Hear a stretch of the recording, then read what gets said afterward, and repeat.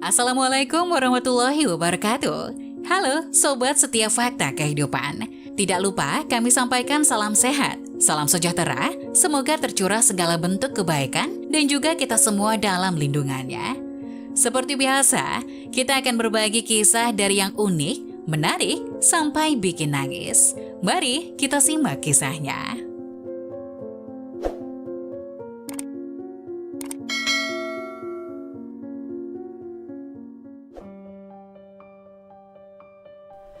Sang kakak tidak suka dengan pria jelek yang dijodohkan orang tuanya. Dia meminta adik perempuannya menggantikan dirinya menikah.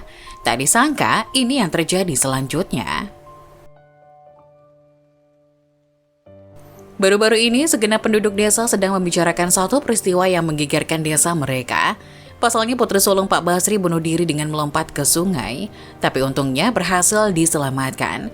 Namun dia selalu ingin mengakhiri hidupnya setelah itu. Dia menyalahkan adik perempuannya Sylvie. Kalau bukan karena adiknya itu, dia pun tidak akan terbelenggu dalam nestapa di desa kecil ini. Dia pun menjadi sangat pembenci pada adik perempuannya. Ada apa gerangan yang terjadi sebenarnya?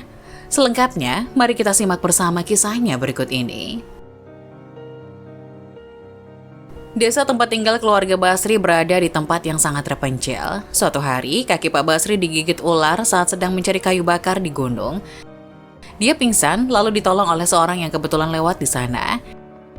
Orang itu adalah Pak Angkoro, penduduk desa sebelah.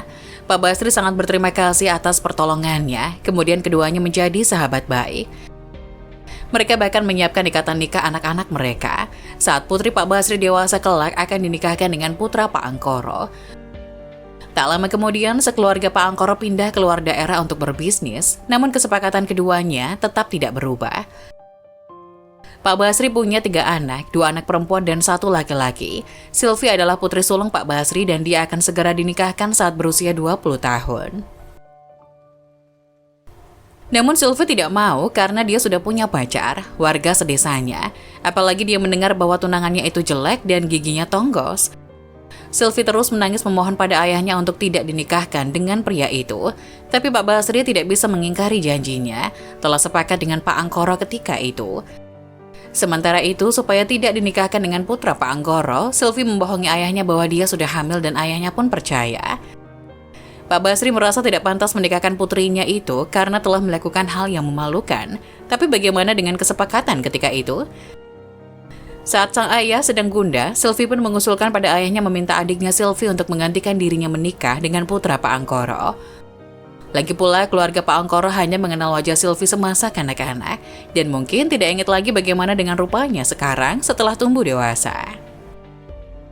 Mendengar kata-katanya, Pak Basri pun meminta putri keduanya menikah dengan putri Pak Angkoro menggantikan kakaknya.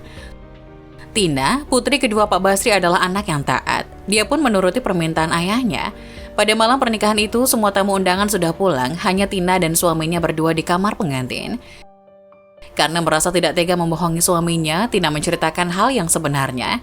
Namun tak disangka, suaminya tidak mempermasalahkannya karena dia juga jatuh cinta pada pandangan pertama dengan Tina. Setelah menikah, suami Tina sangat menyayangi dan memanjakannya. 1 tahun kemudian, Tina melahirkan seorang anak laki-laki yang gemuk. Suaminya yang punya sedikit simpanan lalu membuka usaha kecil-kecilan. Tak disangka, usahanya berkembang pesat. Orang-orang mengatakan bahwa Tina pembawa rezeki bagi sang suami. Sementara itu, Sylvie menikah dengan pria sedesanya itu dan punya seorang anak, tapi pernikahannya tidak bahagia. Suaminya menganggur, kerap mabuk-mabukan dan judi, selalu marah-marah dan memukul istri dan anak. Hingga akhirnya, Tina terpaksa pulang ke rumah orang tuanya. 3 tahun kemudian, Pak Basri mendapatkan kiriman dari Tina. Kebetulan saat itu Sylvie juga berada di rumah ayahnya. Dalam paket kiriman itu, Tina juga mengirimkan foto keluarga, sebuah kartu ATM dan sepucuk surat.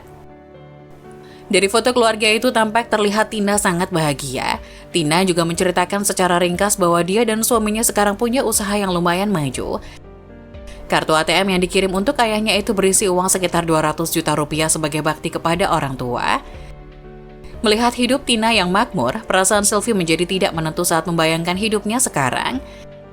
Jika saja saat itu dia yang menikah dengan pria yang dianggapnya jelek itu, maka sekarang dialah yang menikmati hidup nyaman.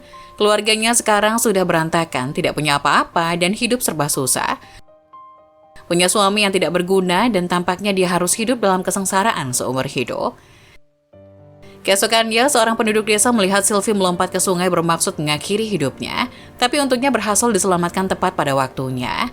Dalam hidup, kalau memang itu milikmu, tetap tidak akan kemana. Sebaliknya, jangan dipaksakan kalau memang itu bukan milikmu. Nah, bagaimana menurut kalian? Jangan lupa tulis pendapat kalian di kolom komentar ya. Wassalamualaikum warahmatullahi wabarakatuh.